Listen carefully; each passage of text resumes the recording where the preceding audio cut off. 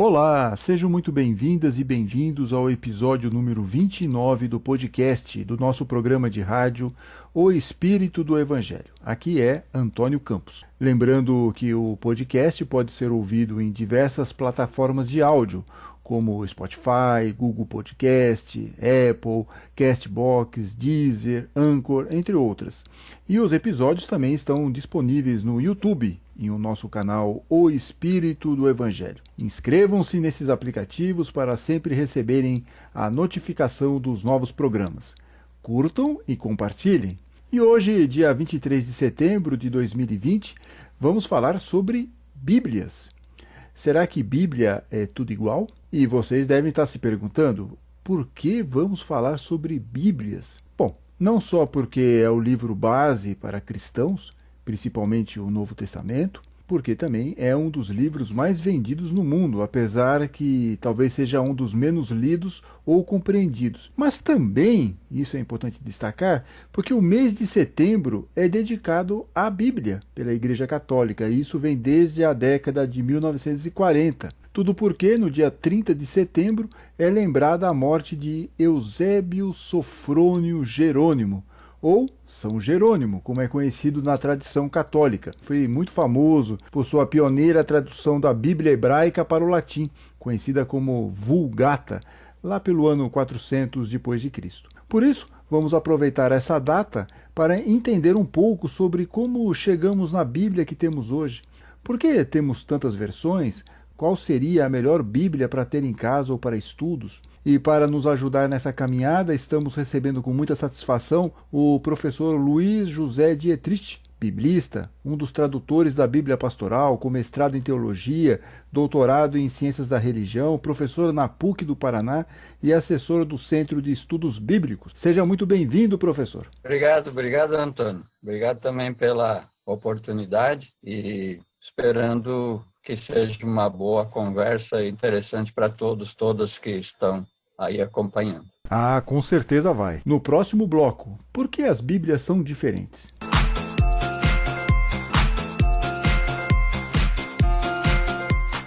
Professor Luiz José Dietrich. Em uma primeira impressão, tendemos a achar que Bíblia é tudo igual. Mas, por exemplo, a Bíblia católica é diferente da Bíblia protestante. Qual seria a principal diferença? As Bíblias são diferentes e que as Bíblias católicas possuem, no Antigo Testamento, as Bíblias católicas possuem 7 livros a mais, né? Então, as Bíblias evangélicas têm menos livros no Antigo Testamento do que as Bíblias católicas. O Novo Testamento é igual.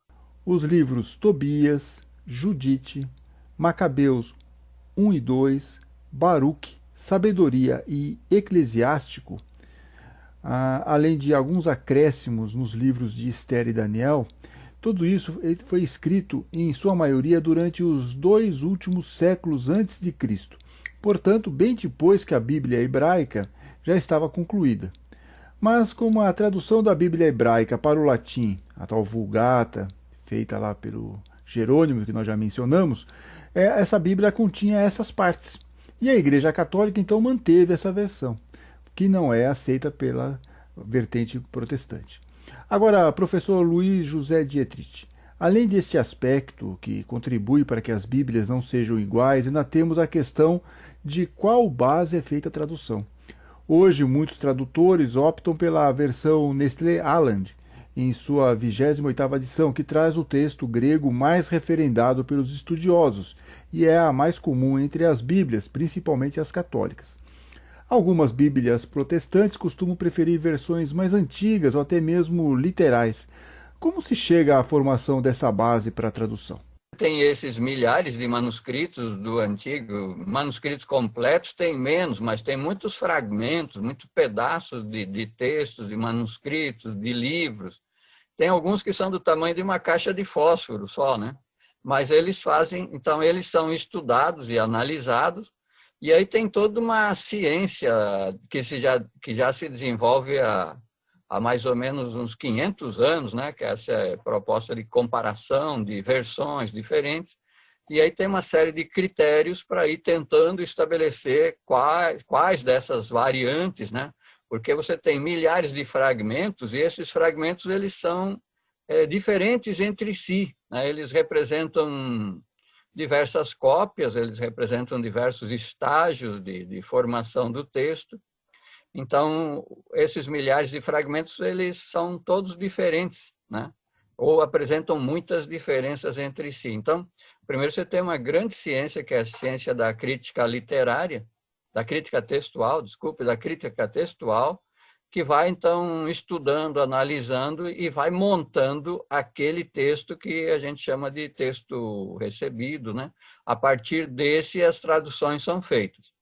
Mas, mesmo assim, essa ciência não resolve todos os problemas. Então, tem muitos problemas, muitas questões onde, às vezes, fica uma lacuna. Claro que isso é uma percentagem pequena, aí seria, né?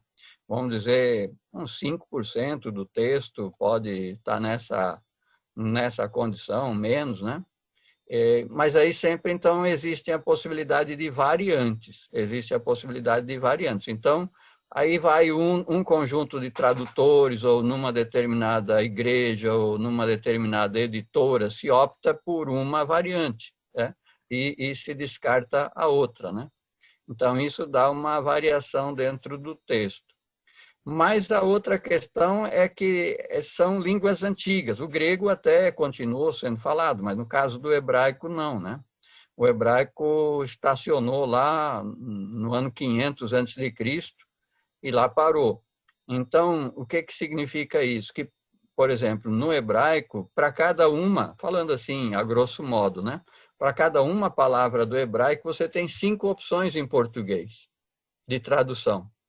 Todas elas podem ser corretas e todas elas podem ser erradas.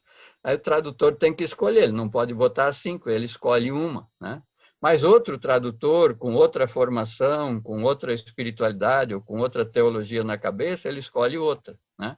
Então, isso vai determinando as diferenças no texto também, a partir de praticamente todos sairmos de uma mesma base comum. Depois que você tem uma base, vem o segundo grande problema, que é a linha de tradução. Você tem até a própria visão do tradutor também, que é uma questão, né? Mas você tem também o estilo que você quer colocar naquele texto. Então, ele pode ser um texto mais literal, por exemplo, ou ele pode ter uma preocupação em buscar uma linguagem mais acessível. Também tem isso, né? Também ajuda nessa questão, nessa composição de Bíblias. Tem as Bíblias mais técnicas, vamos chamar assim, e tem as mais populares. É isso, professor? Aqui, a tradução, o tradutor, ele sempre tem que responder uma questão antes de começar a fazer a tradução, né? O que é que ele vai privilegiar? Então, de uma maneira mais simples, a tradução é você fazer a ponte entre duas línguas, né? Entre uma língua que a gente chama a língua de partida, né? Que é a língua daquele texto, a língua original daquele texto que você quer traduzir, e a língua de chegada, que é a língua para a qual você vai fazer a tradução. Então, a maior parte das nossas Bíblias hoje prioriza a língua de chegada. Isso é, você vai fazer um texto onde quem está lendo, né, sinta quase que esse texto foi produzido hoje.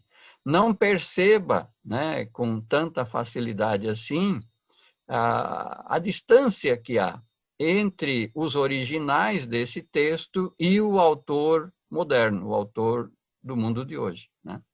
Então, a maior parte das nossas Bíblias prioriza a língua de chegada. O também professor, biblista e tradutor também da Bíblia Pastoral, o professor Pedro Lima Vasconcelos, que vocês se lembram, fez aquela nossa caminhada aqui com Paulo, ele também explica para nós as opções que o tradutor tem na hora de converter um texto. Existem 2 princípios fundamentais que regem as traduções, que é a equivalência formal e a equivalência dinâmica. O que é a equivalência formal? É o princípio pelo qual você, quando faz a tradução, você quer ficar fiel ao texto que você está traduzindo, mesmo que isso signifique uma dificuldade para o entendimento na língua traduzida. Então, você tem texto da Bíblia, Bíblia de Jerusalém, Ela não é para ser lida para as pessoas em geral. Por quê? Porque o português dela é complicado. Já a pastoral é uma... Exatamente. Ela respeita o princípio da equivalência dinâmica. O que é equivalência dinâmica? É o princípio pelo qual você está preocupado com o público leitor que vai tomar contato com a sua tradução. Se preocupar com a acessibilidade do texto para quem vai ler. Claro que com isso você não pode comprometer o teu, mas na hora que você vai numa equivalência dinâmica demais, você compromete. Além de fazer uma escolha de linguagem, o tradutor também pode se deparar com escolhas de palavras na hora da tradução. Um exemplo é o famoso Jesus irado ou compadecido, que está em Marcos, capítulo 1, versículo 41. As Bíblias de Jerusalém e Pastoral optam por um Jesus irado. Já a Bíblia Paulinas e a do Peregrino, elas preferem compadecido. Como isso ocorre, professor Luiz José Dietrich? Aí é um exemplo muito bom da questão da doutrina, né? O que é um pouco como que é a doutrina de quem está traduzindo ou de quem está patrocinando essa tradução. Porque conforme você acredita que era Jesus, né? Conforme a doutrina que você recebeu de Jesus, ele é mais divino, né? É todo perfeito, então você não pode aceitar que tem ali um Jesus irado. Você não pode aceitar que Jesus tinha raiva, dava assim, uns momentos em que ele também, né, ficava com raiva, irado, né, enraivecido. Uhum. Mas se você já tem uma compreensão da humanidade de Jesus, né, como os textos parecem indicar, porque ele também tinha fome, ele chorava, ele tinha sede, né? Por que ele não podia ficar bravo de vez em quando, né? Muito provavelmente ficou. Então, aqui, só para ver como funciona aqui a questão da crítica textual. Tá bom, nós temos duas traduções, dois textos que são irreconciliáveis. Ou é um ou é outro, não pode ser os dois, não é uma questão de sinônimo, né? Irreconciliável. Então, a crítica textual, ela vai fazer o seguinte passo, ela vai fazer uma pergunta. Qual dos dois textos tem mais possibilidade de ter sido o texto original, de refletir melhor o texto original, né? Então, você teria que partir do pressuposto seguinte. Bom, você tem na sua frente um texto em que diz que Jesus se compadeceu do cara lá e atendeu ele. Tá, tudo bem, esse texto não iria escandalizar ninguém, porque é isso que todo mundo pensa de Jesus. Jesus se compadece. Tal. Então, não teria motivo para você mudar do Jesus que se compadeceu para o Jesus que ficou irado. Não há uma justificativa plausível para você alterar o texto. Então, você não alteraria. Agora, se você encontra um texto antigo onde diz Jesus ficou irado, aí você vai ter muita justificativa e talvez muito mais fácil você mudar do irado para o compadecido, né? Então, isso, para a crítica textual, tem um dos critérios esse, a leitura que tem menos chance de ter sido inventada, essa é provavelmente a leitura mais fiel ao original. Muito provavelmente, os originais aí, e especialmente no Evangelho de Marcos, que é um Jesus bem humano, né? O texto original tinha a palavra irado. Então, por isso, essas Bíblias adotam essa tradução, né? E também, assim, quando o senhor fala em original, quer dizer, você vai até para os manuscritos mais antigos, que a chance de terem sido alterados, óbvio, a gente sabe que tudo é possível, mas é mais fácil. Se está lá no começo, estava como irado, então provavelmente, quando começam a surgir compadecido um pouco mais para frente, é que aquela versão pode ter sido alterada em algum momento. Então, por isso que, às vezes, até se opta mais por essa versão irado, porque faz mais sentido ser algo mais próximo do original. É mais ou menos isso, né, professor? É mais ou menos isso, sim. Uhum. Outro caso de opção do tradutor, talvez motivado principalmente pela questão teológica, está em Lucas, capítulo 17, versículos de 20 a 21. O reino de Deus está dentro ou no meio de vós? Essa é a grande dúvida. A Bíblia de Jerusalém opta por no meio de vós e faz um comentário. Costuma-se traduzir também dentro de vós, o que não parece diretamente indicado pelo contexto, diz aqui a Bíblia de Jerusalém. Já o tradutor português, Frederico Lourenço, que faz uma conversão do grego para o português sem ruídos teológicos, diz que não há dúvida na tradução do grego, seria dentro de vós. Como o senhor analisa isso, professor Luiz José Dietrich? Aí entra toda uma discussão teológica a respeito do reino e talvez, né, algumas Bíblias buscam uma coisa mais intimista, né, mais individualista, e outras querem uma coisa um pouco mais ampla, mais social, né, o reino de Deus não como uma coisa interna, no íntimo da pessoa, mas uma coisa um pouco mais social, de uma organização, né, dentro, num tipo de sociedade, um tipo de organizações e relações sociais. A Bíblia de Jerusalém, a pastoral, a do peregrino, a da Paulina, os 4 vão estar entre vós e não dentro de cada um de nós. É interessante isso, quer dizer, às vezes também tem o efeito manada, assim, vai todo mundo para esse lado, porque teologicamente faz sentido. Mas você vê que isso aqui, então, essa é a questão, quer dizer, você não pode fazer uma teologia sobre o reino de Deus em cima de um versículo só, né? O reino de Deus, ele é apresentado, explicado, mencionado, falado, né? Em muitos lugares da Bíblia e muitos textos, né? E mesmo no Evangelho de Lucas também não é só aí que fala, né? Então, não dá para fazer uma teologia toda em cima de um versículo, mas às vezes a briga toda é feita em cima de um versículo, nas discussões entre diversas correntes, entre diversas maneiras de ver, né? Às vezes alguém faz desse versículo um campo de batalha, e aí vai dar essas diferenças de traduções aí. A doutrina, ela complica, porque ela apresenta o texto para nós como revelado, inspirado, palavra de Deus. Então, se é revelado, se é inspirado, se é palavra de Deus, ele não pode ter diferenças, ele não pode ter contradições, ele não pode ter erros, né? E aí vai nos obrigar vai nos obrigar a encaixar todos os textos, os manuscritos, dentro dessa doutrina. Agora, a gente precisa compreender, eu acho, 2 coisas. Essa é a minha visão, e nisso aí eu acho que eu me diferencio bastante de vários colegas tradutores, né?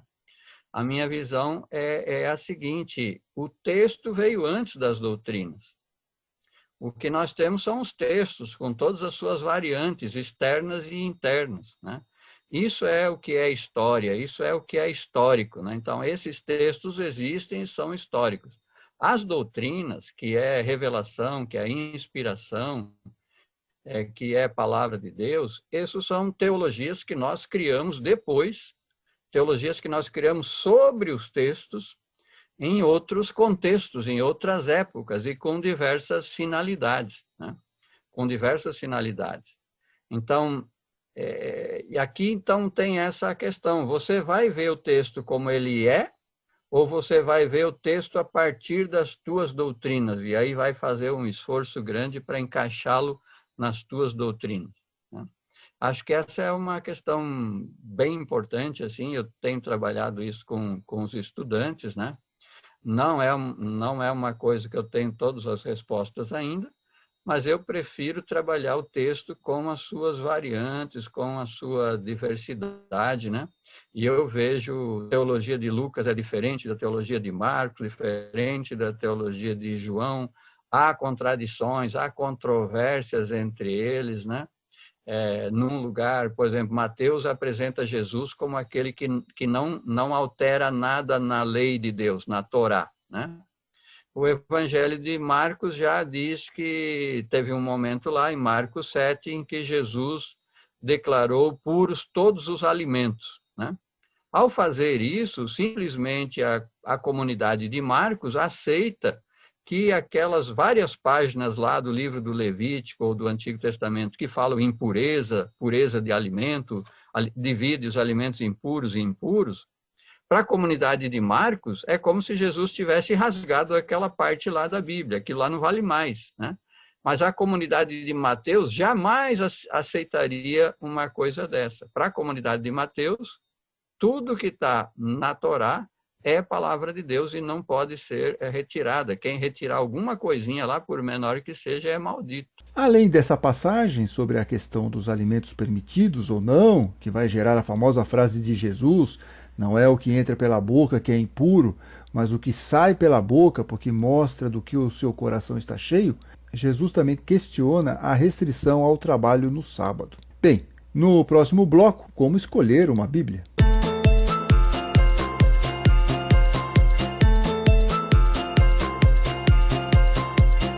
Voltamos à nossa entrevista com o professor Luiz José Dietrich, biblista, um dos tradutores da Bíblia Pastoral, com mestrado em teologia, doutorado em ciências da religião, professor na PUC do Paraná e assessor do Centro de Estudos Bíblicos. Professor, com tantas opções de Bíblias no mercado, como escolher a mais adequada para o interesse de cada um? Teria que ver, né? Existem, por exemplo, existem as Bíblias na linguagem de hoje, que já se afastam um pouquinho da tradução.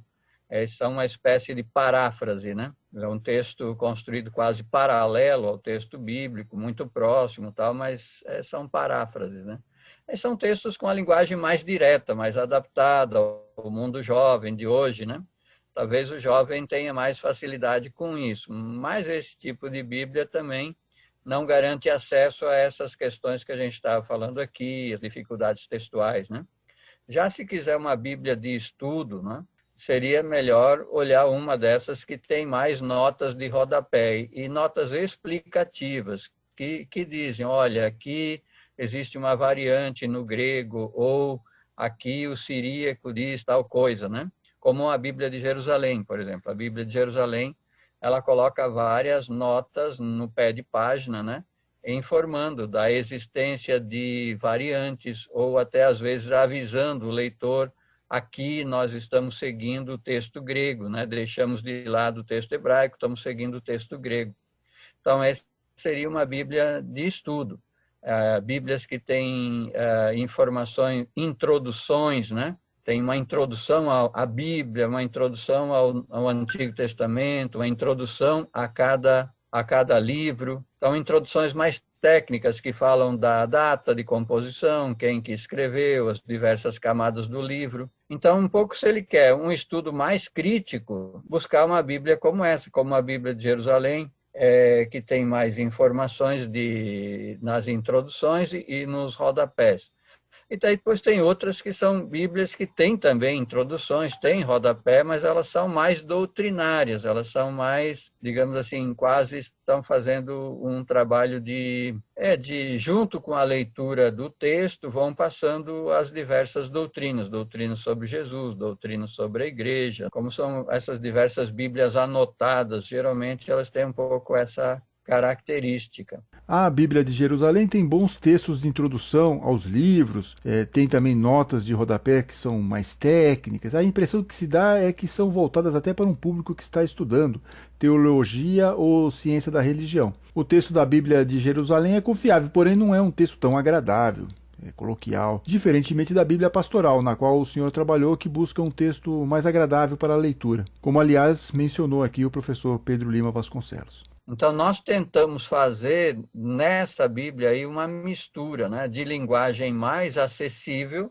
em termos de português, então ela tem um português mais acessível, por opção da editora, usa o tratamento você, né, não o tu, e tem uma linguagem bastante clara, bastante acessível. Só que nós também queríamos juntá-la com uma Bíblia de estudo. Então, nas introduções e nos rodapés, a gente deu informações sobre contexto histórico, sobre alguns conflitos que estão por trás do texto, sobre sujeitos que estão escrevendo esse texto. Quais outras opções de Bíblia o senhor indica? Mas seria isso, quer dizer, depende um pouco do interesse, né? Existe a tradução ecumênica da Bíblia, que saiu agora a nova edição, né? É lançada nesse ano. Então, essa já é uma Bíblia que é feita em discussão com cristãos. A tradução ecumênica da Bíblia, ela é da Loyola. Essa foi lançada esse ano. Então, ela também tem bastante notas informativas também. Existem diversas Bíblias. Eu acho assim, se for para estudar também, eu sempre aconselho ter 2 ou 3, e talvez esse seja o conselho. Se a pessoa puder, né, ter mais que uma, seria bom. Eu diria assim, ter uma Bíblia, uma boa tradução baseada em João Ferreira de Almeida, né, da Sociedade Bíblica do Brasil, ela é baseada na Almeida, Revista e Atualizada. Então, ela também tem algumas notas críticas sobre o texto, gosto dessa. Eu recomendaria isso, por exemplo, eu se fosse para dizer, né, pegaria a Jerusalém, a Nova Bíblia Pastoral e a Bíblia de Estudo Almeida. Essa Almeida ela é mais usada pelos protestantes, não? Ela tem... Sim. Sim, quase as Bíblias usadas nas igrejas protestantes e evangélicas são praticamente todas elas baseadas nas traduções mais antigas do João Ferreira de Almeida, né? Aí você tem várias, você tem Revista e Atualizada, Revista e Fiel, Revista e Corrigida, tem várias delas. Essa aqui já não é um texto mais tão difícil. A Revista Atualizada já não é mais aquele texto um português assim meio duro, né? Então, é um português já mais acessível. No caso da Bíblia Almeida, é importante tomar cuidado, porque tem umas 5 versões, como o professor inclusive já comentou. Tem desde uma versão com tradução antiga, até uma com a versão na linguagem de hoje. Seria bom pesquisar antes de olhar o site da Sociedade Bíblica do Brasil. Mas a grande referência entre as Bíblias é a de Jerusalém. Por que isso ocorre, professor? Acho que a aura dela é essa, dela ter sido uma das primeiras versões mais críticas, né? Menos doutrinária e mais crítica, tanto nas introduções gerais, como também nas notas de rodapé. E ela mantém isso, né? Não temos ainda uma Bíblia igual a ela, ainda não temos, né? A Nova Bíblia Pastoral, a gente tentou fazer isso, mas a diferença de tamanho, né, acaba fazendo diferença. Na editora nos colocou o limite de texto, né, eles queriam uma Bíblia no limite do que foi a primeira. Então, uma Bíblia mais fácil de ser carregada, né, mais fácil de ser levada para ser usada nos estudos em grupo, nas comunidades e tudo mais, né? A Bíblia de Jerusalém já não tinha essa perspectiva. Ela nasceu com a ideia de ser mesmo uma Bíblia de estudo, então usada em faculdades e também usada para quem queria fazer o estudo em casa. A Bíblia de Jerusalém tenta ser uma coisa meio neutra. A Bíblia Pastoral não tem essa preocupação, né, professor? Mas o Novo Testamento tem uma visão mais social, mais das mensagens. Né? Essa é a característica da Bíblia Pastoral, né? É de fazer uma leitura mais ou menos engajada nos movimentos sociais, nas lutas pela transformação da sociedade. Vamos dizer assim, uma leitura engajada, uma leitura da Bíblia engajada nas lutas de hoje. Então, fala do machismo, fala do racismo, fala das questões sociais, né, das desigualdades, injustiças sociais. Ela está direcionada para isso. Isso é que é a principal característica. Além dessas características que a Bíblia Pastoral tem, tanto no texto quanto nas notas, ela possui a vantagem de oferecer várias opções de formatos. Pode ter a Bíblia inteira, com o Antigo e o Novo Testamento, pode ter letra grande ou tem uma versão só com o Novo Testamento. Isso facilita muito na hora de você escolher qual é a melhor, né, qual é mais adequada para o seu uso. A Bíblia do Peregrino e a da Edições Paulinas também tem versões apenas com o Novo Testamento. As duas possuem muitas notas de rodapé. O texto da Peregrino é bem mais agradável, feito para leitura mesmo. Já a da Edições Paulinas ainda traz uma linguagem mais antiga, porém compensa com ótimas notas de rodapé. Como Bíblia de entrada, eu aqui modestamente recomendaria a Pastoral, ou, numa segunda opção, a das Edições Paulinas. Se nós formos para um nível um pouco mais avançado, a Bíblia traduzida pelo português Frederico Lourenço é ótima para quem quer ver a tradução sem viés teológico. Tem boas notas de rodapé e textos de abertura para cada livro. Por fim, na relação que estou fazendo com as Bíblias que eu conheço e utilizo, a Bíblia de Jerusalém não tem versão apenas com o Novo Testamento, porém possui formatos com capa dura ou capa mole, capa de couro e versão grande, que é ótima para quem quer ler sem dificuldades. Quem pegar gosto pelo estudo da Bíblia, o recomendável é ter mais do que uma versão, como explicou o professor anteriormente. Como conseguir fazer um estudo adequado da Bíblia, professor Luiz José Dietrich? Principalmente, compreender que não devemos utilizar a Bíblia para justificar a intolerância e a violência. Não, mas eu acho que essa é talvez a pergunta mais séria, a pergunta que todos nós deveríamos discutir, não só individualmente, mas eu acho que até que as nossas comunidades deveriam discutir muito isso aí. Como ler a Bíblia, né? Mas o pior de hoje é que você coloca essa intolerância e essa violência em nome de Jesus. Não é mais feita em nome do Deus do Antigo Testamento. Ela hoje é praticada em nome de Jesus, né? Aí eu digo assim, esse jeito intolerante e violento de ler nunca foi o jeito que Jesus leu a Bíblia. Quem lia a Bíblia dessa maneira, que legitimava a violência, inclusive legitimou a morte de Jesus. A morte de Jesus foi legitimada com determinadas leituras do Antigo Testamento, né? Então, eu digo, aqui a gente vê uma perversão, quer dizer, está sendo colocado na boca de Jesus a teologia daqueles que mandaram Jesus para a cruz. Sair com a camiseta, né, de Jesus e fazendo a arminha, por exemplo, né? Isso. Essa associação Exato. entre Jesus e arma, essa associação entre Jesus e homofobia, né? Tudo isso não tem nada a ver com Jesus. Quer dizer, isso tem muito mais a ver com a teologia daqueles que crucificaram Jesus. Então, eu também, outra coisa que eu digo com frequência, é que essas coisas ruins, elas são ecumênicas. Essa intolerância, essa violência em nome de Deus, de uma palavra revelada, né? Ela é ecumênica, ela pertence tanto ao cristianismo como ao judaísmo, que quer lá na Palestina acabar com os palestinos, como também com os muçulmanos que explodem, né? Essas correntes, claro, não são, né? Graças a Deus, não são as correntes majoritárias ainda, mas são correntes fortes e bem expressivas, né? Tanto dentro do judaísmo, como dentro do cristianismo e dentro do islamismo. Então, eu já falei várias vezes que eu tenho medo desse grupo cristão que está crescendo aqui, porque se eles chegarem ao poder é um talibã cristão, né? Uhum. A única coisa que muda é o livro de referência, mas as violências vão ser todas as mesmas. Agora, a gente estava falando, não que essa parte aqui não seja importante, porque isso é fundamental para entender, porque às vezes tem pessoas que se utilizam da religião por uma motivação política, como instrumento político, é isso que nós estamos falando agora, mas aquela pessoa que quer sua transformação moral, aquela pessoa que quer ser uma pessoa melhor, quer seguir os ensinos de Jesus, ela consegue fazer isso num estudo solitário, ou lendo a Bíblia, ela consegue ter esse acesso, ou o senhor acha que é mais fácil num grupo de discussão, em cursos, isso facilitaria mais? Eu acho que grupo, né? Uma vivência comunitária é o melhor caminho, né? Você estudar a Bíblia em grupo, e especialmente em grupo que tenha alguma preocupação solidária.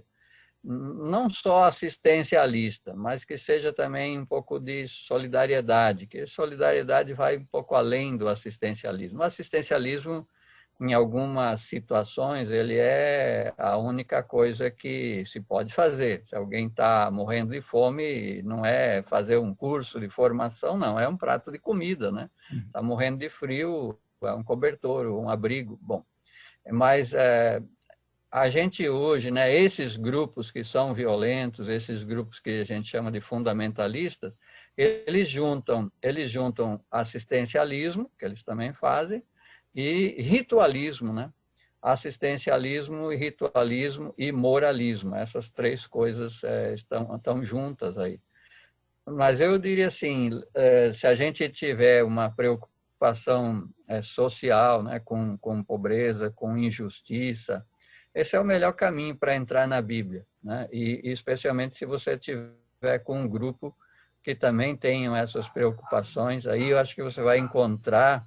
Aí é que você vai encontrar o Jesus de Nazaré, aí é que você vai encontrar os profetas, né, do antigo Israel, e acho que você vai encontrar o caminho para se encontrar com esse Deus, que é o Deus do Êxodo, que é o Deus de Jesus, né? Acho que seria isso. A Bíblia sempre vai ser palavra de Deus quando nós tirarmos dela esse ensinamento que nos torne mais solidário, mais fraterno, mais amoroso, mais humano. Então, sempre que a gente lê e usar a Bíblia dessa maneira, ela está sendo palavra de Deus. Cada vez que a gente lê de uma maneira diferente, vamos dizer, se for para fazer hierarquia, se for para promover atitudes de intolerância, de violência, de discriminação, ela deixa de ser palavra de Deus. Nós não estaremos seguindo nem Jesus, nem o Deus do Êxodo quando estamos fazendo isso, né? E isso acho que vale também para todas as religiões, para todos os textos sagrados. Eu acho que o núcleo sagrado que tem, né, dentro de todas as religiões, da Umbanda, do Candomblé, do judaísmo, do islamismo, do budismo, do espiritismo, em todos os lugares, o núcleo sagrado é o amor, a solidariedade e a fraternidade, né? Agradecemos pela entrevista o professor Luiz José Dietrich, biblista, um dos tradutores da Bíblia Pastoral, com mestrado em teologia, doutorado em ciências da religião, professor na PUC do Paraná e assessor de centros de estudos bíblicos. Também te agradeço, Antônio, também te agradeço pela oportunidade. Até mais. No próximo bloco, as mensagens dos ouvintes e o programa especial da semana que vem.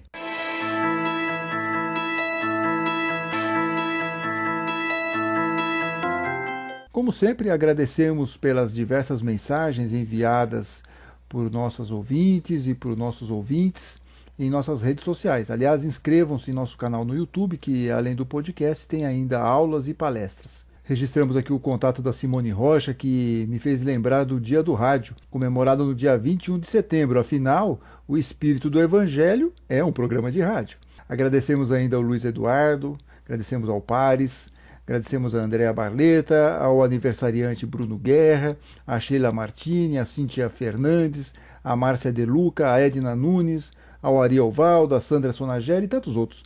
Muito obrigado. E na semana que vem teremos um episódio em 2 partes para celebrar o aniversário de Allan Kardec, dia 3 de outubro. E o nosso episódio também, vamos também comemorar, afinal de contas estamos chegando ao episódio número 30. Vamos entrevistar o professor Marcelo Gulão Pimentel, que é doutor em História pela Universidade do Estado do Rio de Janeiro e tem um trabalho com o seguinte tema: o método de Allan Kardec para a investigação dos fenômenos mediúnicos. Imperdível. Até a semana que vem com mais um episódio de O Espírito do Evangelho. Fiquem bem, fiquem com Deus.